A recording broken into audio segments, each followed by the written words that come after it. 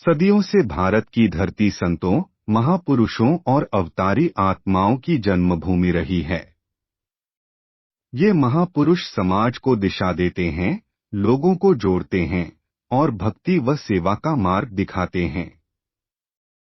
ऐसे ही एक लोक देवता थे बाबा रामदेव जी, जिन्हें राजस्थान, गुजरात और संपूर्ण भारत में रामसा पीर के नाम से जाना जाता है। आइए आज हम आपको लेकर चलते हैं बाबा रामदेव जी की पावन कथा की ओर। भाग 1, जन्म और अवतार की कथा। कहते हैं, जब जब धरती पर अन्याय, भेदभाव और अधर्म बढ़ता है, तब तब कोई महान आत्मा इस धरा पर जन्म लेती है। बाबा रामदेव जी भी ऐसी ही दिव्य आत्मा थे। उनका जन्म 1352 ईस्वी में राजस्थान के पोकरण, जैसलमेर जिले के पास रामसार गांव में हुआ था।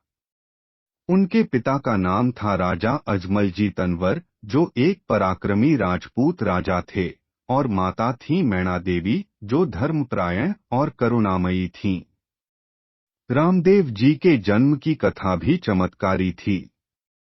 कहते हैं, राजा अजमल जी संतान प्राप्ति के लिए अनेक यज्ञ और तप कर चुके थे, लेकिन कोई संतान नहीं हुई। एक दिन उन्होंने भगवान कृष्ण से प्रार्थना की, हे प्रभु, मेरी प्रजा की सेवा अधूरी है, आप स्वयं मेरे घर जन्म लीजिए। और फिर एक चमत्कारी दिन भगवान विष्णु ने स्वयं बाबा रामदेव के रूप में जन्म लिया। इसलिए उन्हें विष्णु का कलियुगीन अवतार माना जाता है। भाग 2, बचपन के लक्षण और करुणा की झलक। बचपन से ही रामदेव जी में साधारण बालकों से अलग गुण दिखाई देने लगे। वे जीवों के प्रति दयालु थे, पशु पक्षियों से प्रेम करते, भिक्षुकों को अपने हाथों से भोजन परोसते। एक बार एक भूखा कुत्ता महल में घुस गया।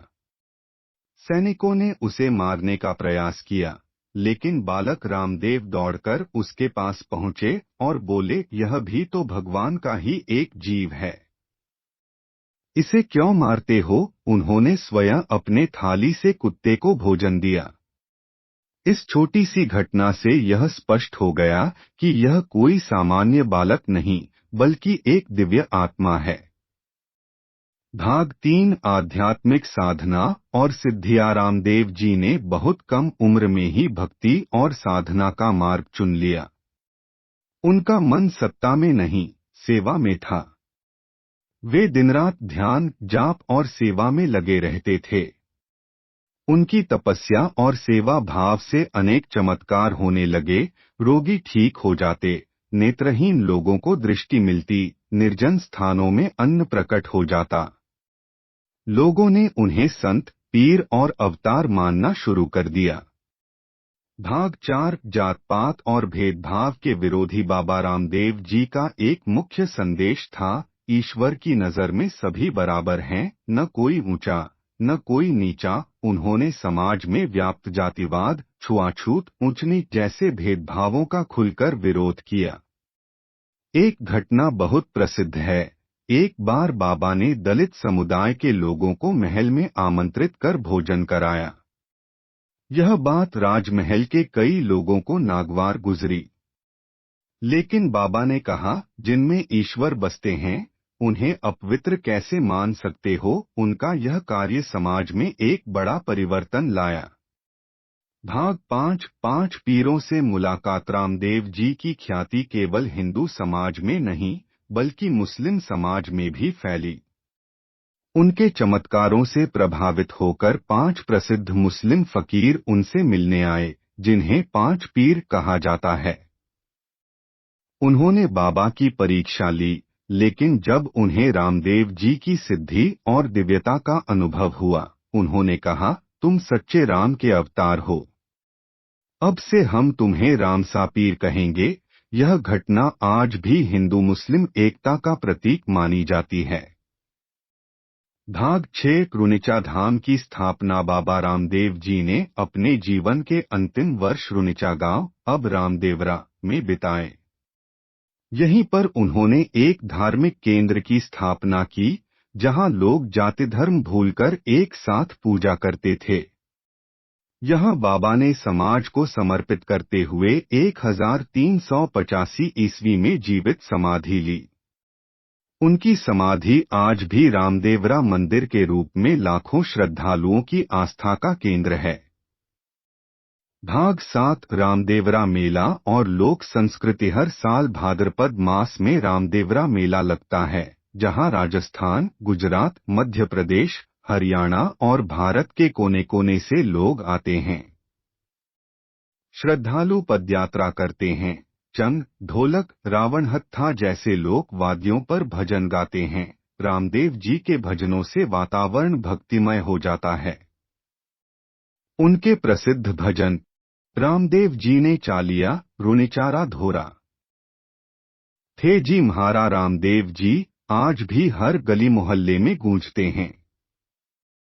भाग 8 बाबा रामदेव जी के प्रमुख चमत्कार। 1 अन्नकूट चमत्कार। कहते हैं, एक बार हजारों लोग एकत्र हुए और अन्न की कमी हो गई।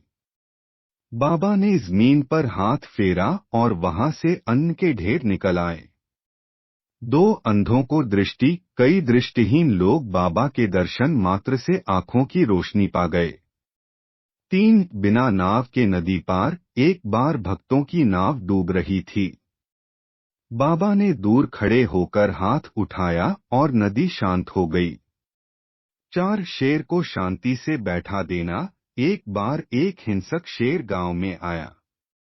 बाबा के पास आया और उनकी आंखों में देखकर शेर शांत बैठ गया। भाग 9 उनके संदेश और शिक्षाएं। बाबा रामदेव जी ने केवल चमत्कार नहीं किए, उन्होंने एक समाज की नींव रखी।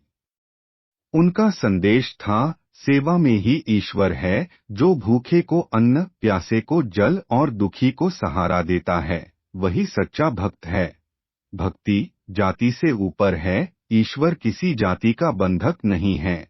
ईमानदारी और सत्य का जीवन। झूठ, कपट और दिखावे से भक्ति नहीं होती। हिंदू मुस्लिम एकता। सभी मजहब एक ही ईश्वर के रास्ते हैं। बाबा रामदेव जी आज भी करोड़ों लोगों के दिलों में जीवित हैं।